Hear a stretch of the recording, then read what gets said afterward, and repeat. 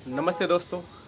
पाप और पुण्य के संबंध में अक्सर एक शंका की जाती है कि जो पाप और पुण्य है वह सब भाग्य का खेल है और परमपिता परमात्मा की इच्छा पर निर्भर है, ईश्वर की इच्छा पर निर्भर है कि वो किसे सुख दे और किसे दुख दे।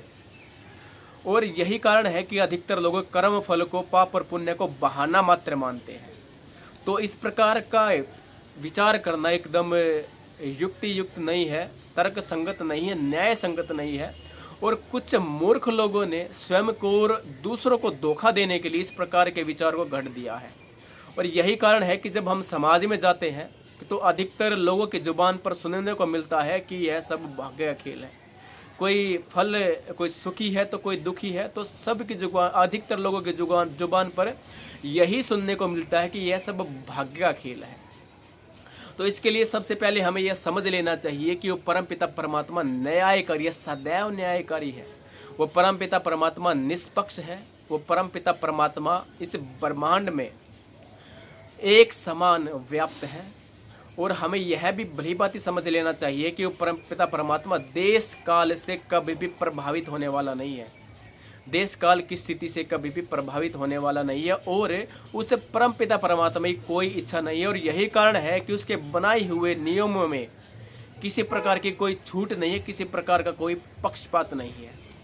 और जो ये भाग्य वाला जो ये विचार लोगों ने प्रस्तुत किया, जो ये मन से गढ़ दिया है, तो भाग्य जो हम कर्म करते हैं, कर्म फल के सिद्धांत से एकदम पृथक और एकदम अलग, उससे अलग नहीं है।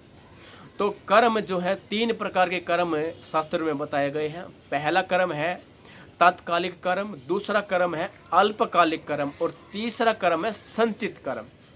हम जन्म से लेकर मृत्यु पर्यंत तक ये तीन ही कर्म करते हैं और इन्हीं तीनों कर्मों से हमें स्थायी और अस्थायी दुख की प्राप्ति होती है।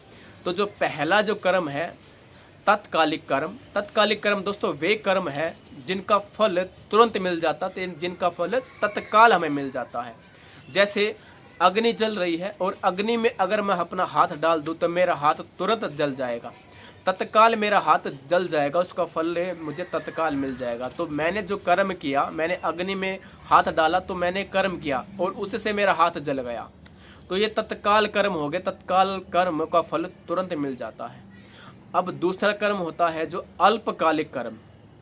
दोस्तों अल्पकालिक कर्म वे कर्म है जिनका फल कुछ समय पश्चात मिलता है। जैसे हमने आज एक बीज बोया है तो उस बीज को वृक्ष बनने में और उस वृक्ष के फल पकने में समय अवश्य लगेगा, एक निश्चित काल अवश्य लगना ही लगना है। ऐसा संभव नहीं कि हमने आज बीज बो दिया और उसका फल हमें तुरंत मिल जाए। तो जो कर्म हमने आज कर दिए और उनका फल कुछ समय के पश्चात हमें मिलने वाला है, एक निश्चित काल में हमें मिलने वाला है, तो वो कर्म अल्पकालिक कर्मों में गिने जाएंगे, वो कर्म अल्पकालिक कर्म कहलाएंगे। अब तीसरा सबसे मुख्य है संचित कर्म। दोस्तों संचित जो कर्म होते हैं यही हमारे कर्माशय होते हैं।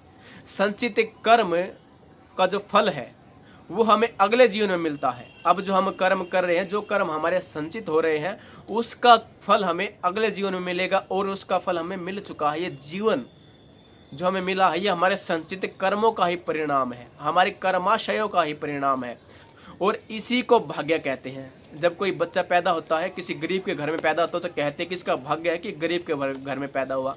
कोई अमीर के घर में पैदा होता है तो कहते हैं कि भाई भाग्य था इसका कि अमीर के घर में पैदा हुआ। कोई अपंग या अपाहिज पैदा होता तो कहते हैं कि भाई इसके कर्म थे, इसके कर्म का फल, इसका भाग्य में ऐसा लिखा था कि इसको ऐसा जीवन मिला। तो दोस्तों जन्म से लेकर मृत्यु पर्यंत तक हम तीन ही प्रकार के कर्म करते हैं। अगर हम इन तीन प्रकार के कर्मों को समझ ले और हम निष्काम कर्म करने लग जाए, निष्काम कर्म यानी हमने जो भी कर्म किया उसका न फल सुख में मिलने वाला, न फल उसका दुख में मिलने वाला, उसको कोई फल नहीं मिलने वाला, और उसके लिए हमें समाधि की अवस्था में जाना पड़ेगा। तो जब हम इस अवस्था को प्राप्त हो जाएंगे तो हम अवश्य ही मोक्ष के पथ पर अग्रसर हो जाएंगे, हम अवश्य ही मोक्ष के समीप होंगे, हम अवश्य उस परमपिता परमात्मा का सानिध्य प्राप्त कर लेंगे। तो हमें इन तीन प्रकार के जो कर्म बताए हम आजीवन करते हैं, इनसे हमें छुटकारा पाना है। और इसलिए हम ये जो कर्म करते हैं अविद्या के कारण करते हैं, इसलिए जब तक हमारे अविद्या के बादल नहीं छट जाते, हम अविद्या से मुक्त नहीं हो जाते, हम विद्यावान नहीं हो जाते, तब तक हम ये 3 प्रकार के कर्म आजीवन करते रहेंगे और इसी प्रकार हम जन्म मरण के बंधन में बंधते रहेंगे। दोस्तों आशा करते हैं वीडियो आपको पसंद आया होगा। मनीष वैदिक आपका अपना यूट्यूब चैनल को सब्सक्राइब अवश्य कर ले। मिलते हैं एक नई वीडियो के साथ, जब तक के लिए जय श्री राम, नमस्ते दोस्तों।